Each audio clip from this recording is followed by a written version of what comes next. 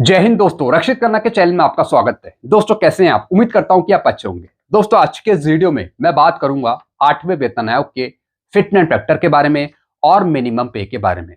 जैसा आपको पता है, वेतन आयोग ने आपसे कुछ सवाल पूछे हैं 8 सीपीसी से संबंधित, और सबसे इंपॉर्टेंट सवाल है फिटनेस फैक्टर का। फिटनेस फैक्टर का क्या अर्थ है आपके जीवन में? What is the meaning of fitness factor of your life? एक और क्वेश्चन पूछा है कि फिटनेस फैक्टर का मुख्य उद्देश्य क्या होना चाहिए आपके जीवन में? किस प्रकार से आप फिटनेस फैक्टर को देखते हैं? अब दोस्तों इसका जवाब दिया है कुछ संगठनों ने, साथ ही साथ कुछ सुझाव भी दिए हैं वेतन आयोग को कि इस प्रकार से फिटनेस फैक्टर तय होना चाहिए या फिर मिनिमम पे तय होनी चाहिए। तो दोस्तों क्या जवाब दिया गया है इसकी जानकारी मैं आपको दूंगा।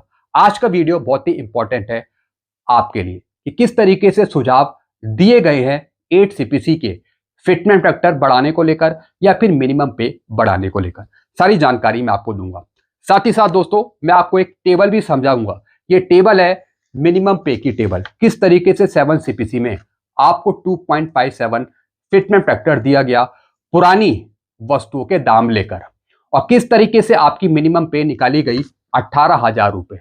अब दोस्तों 8 सीपीसी में आपकी कितनी मिनिमम पे होनी चाहिए आजकल की महंगाई को देखते हुए या फिर बढ़ते मुद्रास्फीति के दबाव को देखते हुए, ये सारी जानकारी मैं आपको दूंगा। तो दोस्तों इसलिए वीडियो को आप शुरू से लेकर आखिरी तक देखेगा। जानकारियों में आगे बढ़ने से पहले एक छोटी सी अपील मैं आपसे करूंगा, और अपील है चैनल सब्सक्राइब की। देखने में आया है काफी पेंशनर्स हैं जो वीडियो तो देख रहे हैं, लेकिन अभी तक उनमें से कुछ पेंशनर्स ने चैनल को सब्सक्राइब नहीं किया। ऐसे कितने पेंशनर्स हैं? 37%। और कितनों ने किया है? 62%। तो मैं आपसे अपील कर रहा हूं, अगर आपने अभी तक चैनल को सब्सक्राइब नहीं किया, अगर आप कंटिन्यू वीडियो देख रहे हैं, तो फटाफट सबसे पहले आप चैनल को सब्सक्राइब कर लीजिए ताकि आपको सही जानकारियां, ऑथेंटिक जानकारियां आपको तुरंत मिल पाए। चैनल सब्सक्राइब करने के आपको एक भी पैसे नहीं देने, सब कुछ आपके लिए फ्री में है। साथ ही साथ दोस्तों इस परसेंटेज को आप 100% तक पहुंचाइए चैनल को सब्सक्राइब करके। चलते हैं दोस्तों जानकारियों में आगे बढ़ते हैं। सबसे पहली जानकारी मैं आपको दे रहा हूं कि वेतन आयोग ने किस तरीके से सवाल पूछा है फिटनेस फैक्टर के बारे में या फिर मिनिमम पे के बारे में। सरकारी वेतन में सेवा अवधि के लिए मुआवजे, महंगाई, जीवन निर्वाह लागत में बदलाव की भरपाई और वरिष्ठता योग्यता के आधार पर उच्च जिम्मेदारियों के लिए वेतन का एक विशिष्ट तत्व होता है। जी हाँ दोस्तों, सवाल पूछा गया कि जब कोई कर्मचारी काम करता है, जब वो रिटायर होता है, तो दोस्तों उसकी सर्विस के हिसाब से उसकी पेंशन तय करी जाती है। तो सर्विस के दौरान उसको प्रमोशन भी दिया जाता है, एनुअल इंक्रीमेंट भी दिया जाता है। तो सब कुछ को देखते हुए फिटनेस फैक्टर का क्या अर्थ होता है, साथ ही साथ फिटनेस फैक्टर का मुख्य उद्देश्य क्या होना चाहिए आपके जीवन में। यानी एनुअल इंक्रीमेंट आपको मिल गया सर्विस के दौरान, प्रमोशन आपको मिल गया, आपकी सर्विस भी पूरी हो गई जब आप रिटायर हुए, तो सर्विस के हिसाब से तो आपको पेंशन दी गई टोटल सर्विस के हिसाब से। तो अब रिटायरमेंट होने के बाद पेंशन जाते वक्त आपके जीवन में फिटनेस फैक्टर का क्या अर्थ है और इसका मुख्य उद्देश्य क्या है।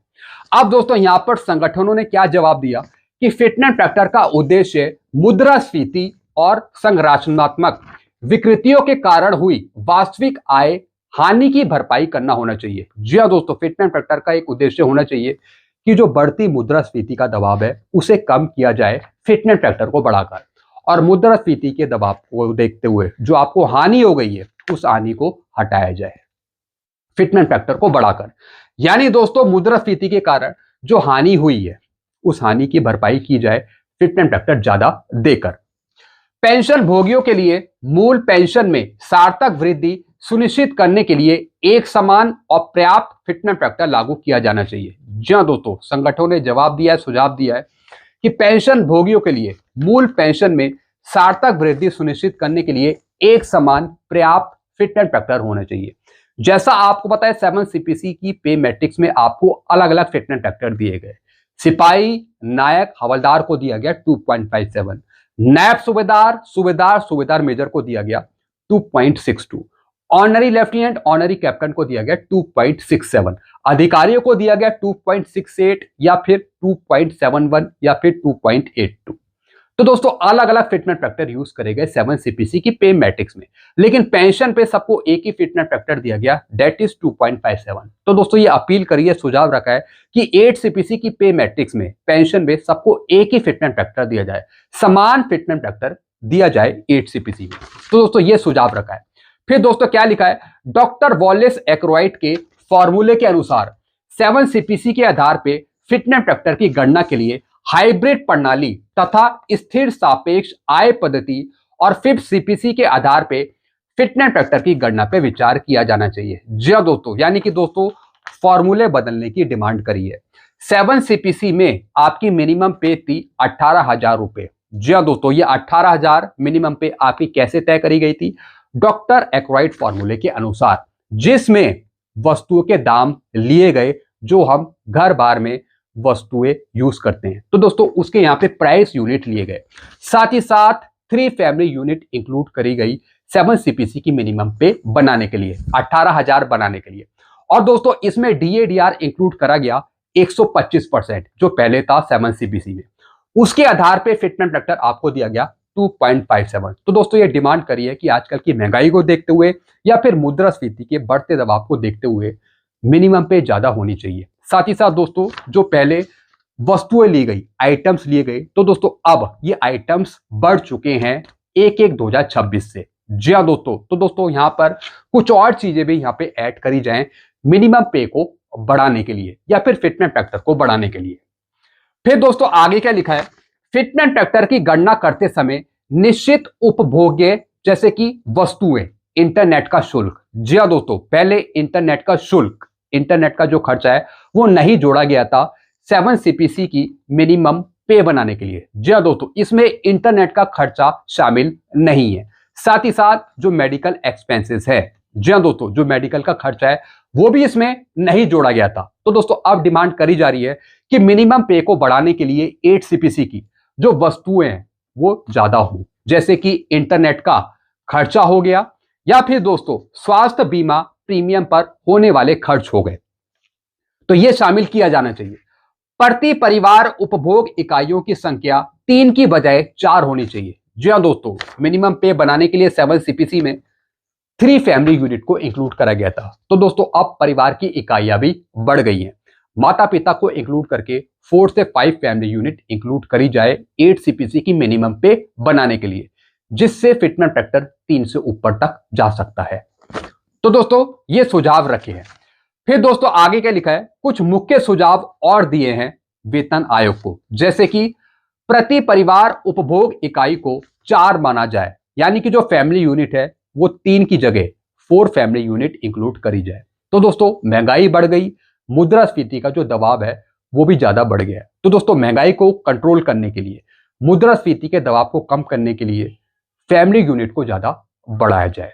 फिर अगला पॉइंट है स्वास्थ्य सेवा, मुद्रास्फीति, डिजिटल कनेक्टिविटी, लागत और बीमा प्रीमियम को शामिल करना। जी हाँ दोस्तों, मिनिमम पे बनाने के लिए डिजिटल कनेक्टिविटी की लागत, उसके खर्चे को शामिल किया जाए, फिर बीमा प्रीमियम को शामिल करना या फिर इंटरनेट का जो खर्चा है उसको शामिल करना। तो दोस्तों अगर ये सब चीजें इंक्लूड करी जाती हैं डॉक्टर एक्रोइड फॉर्मूले के टेबल में, तो दोस्तों फिर आपकी मिनिमम पे यहाँ पे ज्यादा बन जाएगी। तो दोस्तों वस्तुओं के दाम यहाँ पे इंक्लूड करने हैं आजकल की महंगाई को देखते हुए, और जो वस्तुएं बढ़ गई आजकल के टाइम में उसको यहाँ पे इंक्लूड करना है। जब ये सारी चीजें बढ़ जाएंगी तो फिर ऑटोमेटिकली मिनिमम पे भी ज्यादा हो जाएगी और उसके हिसाब से फिर फिटमेंट फैक्टर भी बढ़ जाएगा। फिर दोस्तों आगे क्या लिखा है, विभिन्न स्तरों के लिए कई फिटमेंट फैक्टर पर विचार किया जा सकता है, लेकिन पेंशन संशोधन में समानता बनाए रखना आवश्यक है। जी हाँ दोस्तों, विभिन्न स्तरों के लिए कई फिटमेंट फैक्टर पर विचार किया जा सकता है, जैसे कि दोस्तों मल्टी लेवल फिटमेंट फैक्टर की डिमांड हो रही है कि मल्टी लेवल फिटमेंट फैक्टर दिया जाए, जिससे नीचे लेवल के कर्मचारियों को, पेंशनर्स को फायदा मिल जाएगा 8 सीपीसी में। तो दोस्तों ये कुछ सुझाव दिए गए हैं 8 सीपीसी के प्रश्न पर, जो फिटमेंट फैक्टर पे पूछा गया प्रश्न है वेतन आयोग के द्वारा। बिल्कुल सही सुझाव है, एक्यूरेट यहाँ पे जवाब दिया है। तो दोस्तों इन सारी चीजों से मैं सहमत हूं। क्या आप सहमत हैं? जरा कमेंट में आप जरूर बताइएगा। बाकी देखते हैं कि वेतन आयोग किस तरीके से इन सुझावों पर अपनी सहमति जताता है, किस तरीके से ये सुझाव एक्सेप्ट करता है, वो आगे हमें पता लगेगा। तो दोस्तों जो सवाल पूछा यहाँ पे फिटमेंट फैक्टर पे, मिनिमम पे पर, बिल्कुल सही जवाब दिया है यहाँ पे संगठनों ने। बाकी आप अपने सुझाव कमेंट नीचे रख सकते हैं। ऐसी जानकारियां आपको आगे भी मिलती रहेंगी। कोई और नई जानकारी आएगी तो मैं आपको जरूर दूंगा। तब तक ले दोस्तों चैनल पे बने रहिए और वीडियो को शेयर करना मत भूलेगा और चैनल को सब्सक्राइब करना भी मत भूलेगा। चैनल का नाम है Rakshit Khanna. Thank you so much.